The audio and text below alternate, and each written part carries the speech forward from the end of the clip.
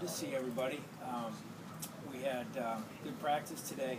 Just want to hit a couple things real quick. Josh Paris, I think you guys may have, I think we sent that out already. He's got a little knee, a little clicking in his knee, so we got it checked out. That little cartilage thing. Hopefully it's something that they can just go in and clean up and get him back quickly, very similar to Adley.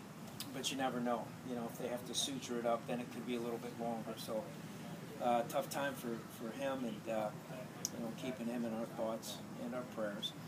The other one is Josh Mims, young man from here in town that's been a walk-on for us. He came in and decided he's going to hang up his cleats. He's got 22 credit hours to graduate, and he's going to try to knock them out this semester, and it's in his best interest financially.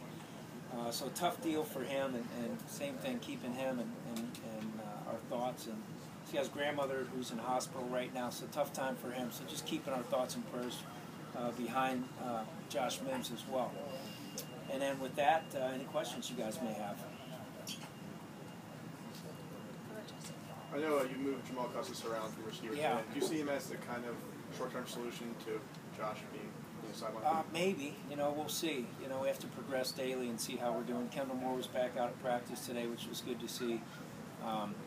You know, we'll just kind of have to see how he progresses. He's been playing well, though, inside, you know, and he's a great target for the quarterbacks because he's such a tall, long target. You know, he gets on those linebackers you throw away from him, and he runs well, too, especially when you move him inside.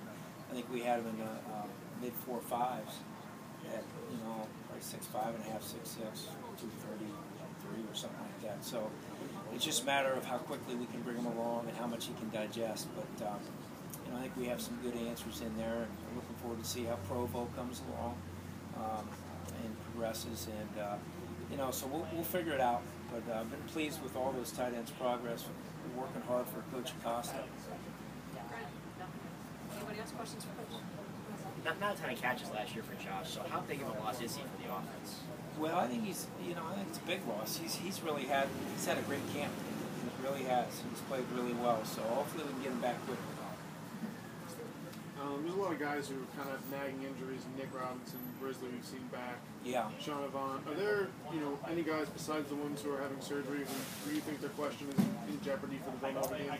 If I did, I probably wouldn't tell you right now. I think, yeah, I think it's that time of camp. You know, you're fighting to finish up your, you know, your two-a-day type situations, and it's just a matter of, you know, trying to be smart, but not baby him either. There's that fine line there. And you also have to figure out with some of the young kids what their threshold for pain is. So we're dealing with that a little bit, you know, trying to grow them up a little bit. But the legitimate injuries are all injuries that we're hopeful that we'll get all these guys back and ready to roll. You saw him as Amari, something with his knee going on? Yeah, he should be. We're going to be smart with him for a couple days, but I think we'll get him back pretty quickly.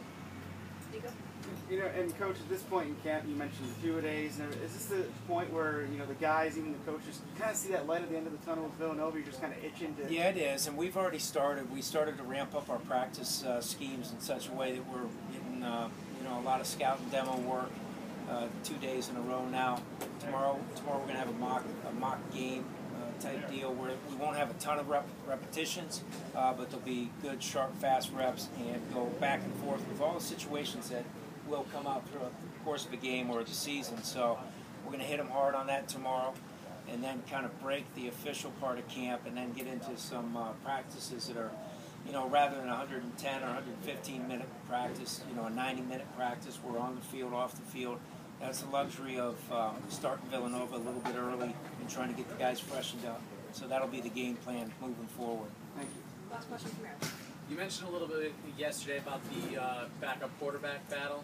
What are you necessarily looking for mainly when it comes to that battle? Is it throws? Is it decisions? Maybe a little bit of everything there? A little bit of everything. You know, like today, Mitch Kimball did some nice things. You know, 3 days ago, kind of felt like Austin had a real good day. AJ has had some real good days.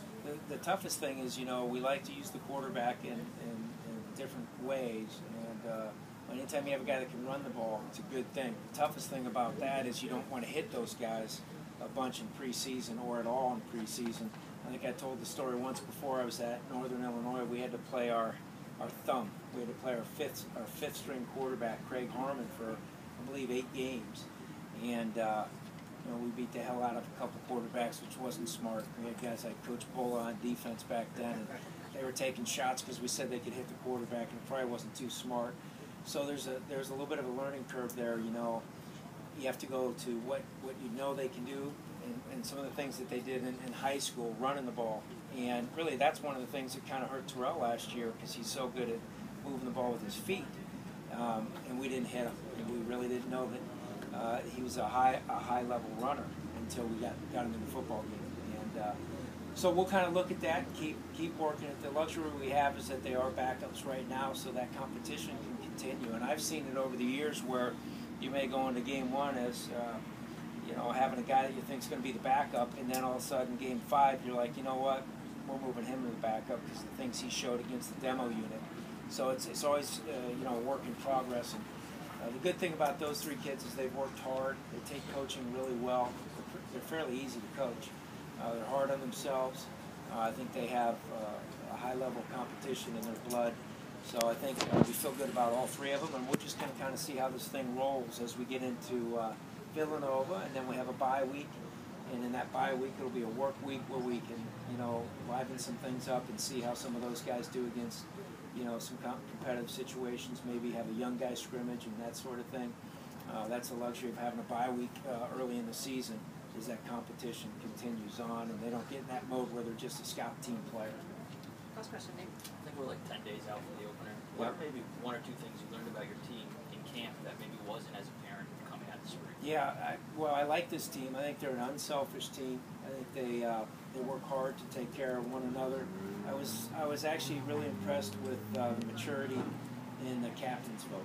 And I may have mentioned this, and I apologize if I'm repeating myself.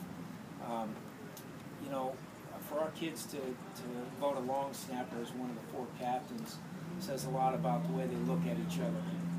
Sam Rogers, young man, just snaps the ball. And I say just, but that's a very important play every game we're in.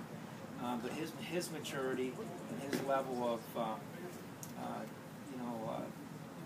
unselfishness, to be quite honest with you, he serves the community probably more than anyone on the team. Not just here in town, not just doing things that are very common in the area that we don't talk about a bunch, but they put a lot of hours in. But he's also done missions to Haiti. He's the one that started the program where we did the lift-a-thon.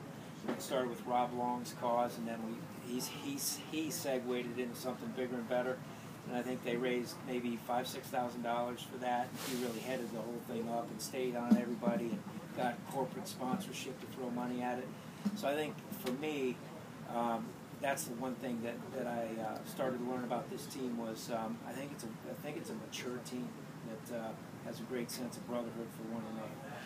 Thanks, Coach. You got it. Back tomorrow.